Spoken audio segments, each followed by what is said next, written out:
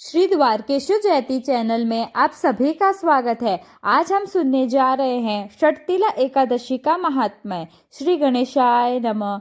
युधिष्ठिर ने पूछा, जगन्नाथ श्री कृष्ण आदिदेव जगतपते, माघ मास के कृष्ण पक्ष में कौन सी एकादशी होती है, उसके लिए कैसी विधि है तथा उसका फल क्या है? महाप्रयाग कृपा करके ये सब बातें बताइए। श्री भगवान बोले, सर्वश्रेष्ठ राजा सुनो, माघ मास के कृष्ण पक्ष की जो एकादशी है वह षटतिला के नाम से विज्ञात है, जो सब पापों का नाश करने वाली है। अब तुम षटतिला की पाप हारनी कथा सुनो, जिसे मुनि श्रेष्ठ पुलस्त्य ने दालभय से कहा था। दालभय ने पूछा, ब्राह्मण मृत्यु लोक में आए हुए प्राणी प्राय पाप कर्म करते हैं, उन्हें नरक में न जाना पड़े, इसके लिए कौन सा उपाय है, बताने की कृपा करें। पुलस्त्य जी बोले, महाभाग, तुमने बहुत अच्छी बात पूछी है, बतलाता हूँ, सुनो।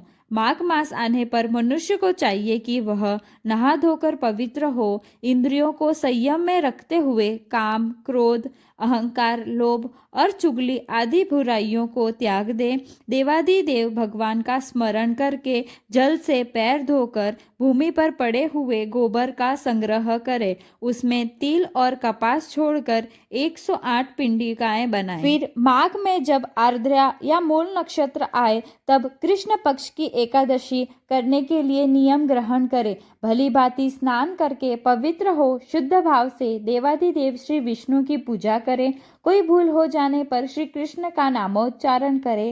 रात को जागरण और होम करे। चंदन, अर्गजा, कपूर, नैवेद्य आदि सामग्री से शंख, चक्र और गदा धारण करने वाले देव देवेश्वर श्री हरि की पूजा करें। तत्पश्चात भगवान का स्मरण करके बारंबार श्री कृष्ण नाम का उच्चारण करते हुए कुम्हड़े, नारियल अथवा बिजोरे के फल से भगवान को विधि पूर्वक पूजकर अर्घ दें। अन्य सब सामग्रियों के अभाव में 100 सुपारियों के द्वारा भी पूजन और अर्घ दान किए जा सकते हैं। अर्घ का मंत्र इस प्रकार है, सच्चिदानंद स्वरूप श्री कृष्ण, आप बड़े दयालु हैं, हम आश्रयहीन जीवों के आप आश्रयदाता होइए। पुरुषोत्तम, हम संसार समुद्र में डूब रहे हैं, आप हम पर प्रसन्न होइए। कमल नयन, आपको नमस्कार है। विश्व भावन, आपको नमस्कार है। महापुरुष, सबके पूर्वज, आपको नमस्कार है। जगतपते, आप लक्ष्मी जी के साथ मेरा दिया हुआ अर्घ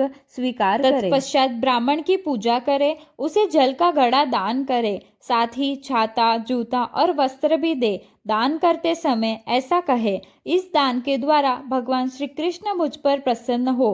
अपनी शक्ति के अनुसार श्रेष्ठ ब्राह्मण को काली गौ दान करें।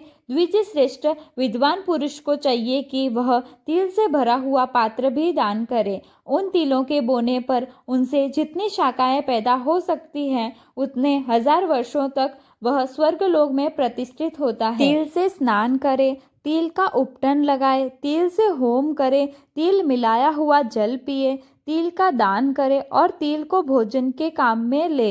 इस प्रकार 6 कामों में तिल का उपयोग करने से यह एकादशी षटतिला कहलाती है, जो सब पापों का नाश करने वाली है। बोलो श्री कृष्ण कन्हैया लाल की जय। एकादशी मैया की जय।